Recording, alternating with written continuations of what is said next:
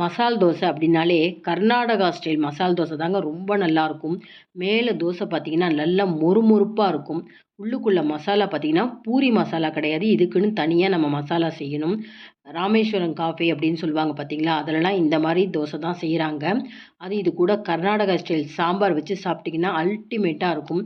இந்த முழுபாகலும் மசால் தோசைக்கு பார்த்தீங்கன்னா நம்ம நார்மலாக இட்லி தோசைக்கு அரைக்கிற மாதிரிலாம் மாவு அரைக்க முடியாதுங்க. தனியாக இதுக்குன்னே அரிசி, உளுந்து, அவல், கொஞ்சம் கடலைப்பருப்பு, கொஞ்சம் துவரம்பருப்பு, கொஞ்சமா வெந்தயம் எல்லாம் ஒண்ணா சேர்த்து ஊற போட்டுட்டு, ஒரு 4 மணி நேரமாவது ஊறணுங்க. ஊறுனதுக்கப்புறம் நீங்க கிரைண்டர்லயோ, மிக்ஸிலயோ அரைக்கணுங்க. அரைச்சுட்டு பார்த்தீங்கன்னா, உப்பு சேர்த்துட்டு, நல்லா மாவ மிக்ஸ் பண்ணிட்டு, ஒரு 7லேருந்து 8 மணி நேரம் நம்ம மாவ புளிக்க வைக்கணும். நார்மலா நம்ம இட்லி, தோசைக்கெல்லாம் எப்படி அரைச்சு புளிக்க வைப்போமோ, அந்த மாரி புளிக்க வைக்கணும். மாவு நல்லா ஒரு 8 மணி நேரம் கழிச்சு பொங்கியிருக்கும். இந்த மாரி திரும்பவும் மிக்ஸ் பண்ணிட்டு 1 டீஸ்பூன் சர்க்கரை சேர்த்துக்கணும். அப்பதான் அந்த கலர் ரொம்ப நல்லாயிருக்கும்.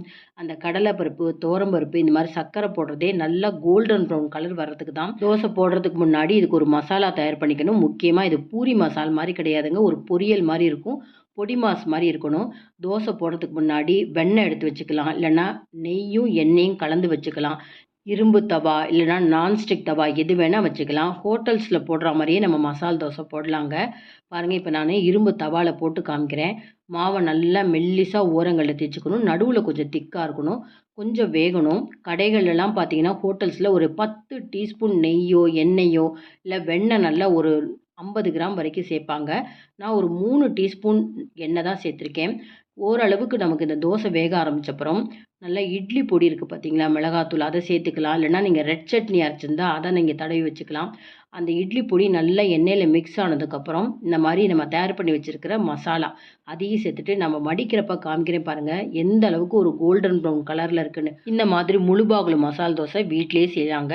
இதுக்கு உண்டான பர்ஃபெக்டான மெஷர்மெண்ட்டு மசாலா செய்முறை எல்லாமே வீடியோவுடைய லிங்க் தரேன். அதில் போய் பார்த்துட்டிங்கன்னா ஒரு முறை இந்த தோசையை வீட்டில் செஞ்சு பார்த்துட்டிங்கன்னா இனிமேல் ஹோட்டல்ஸில் போய் மசால் தோசை சாப்பிட மாட்டீங்க. அவ்வளோ டேஸ்ட்டாக இருக்கும்.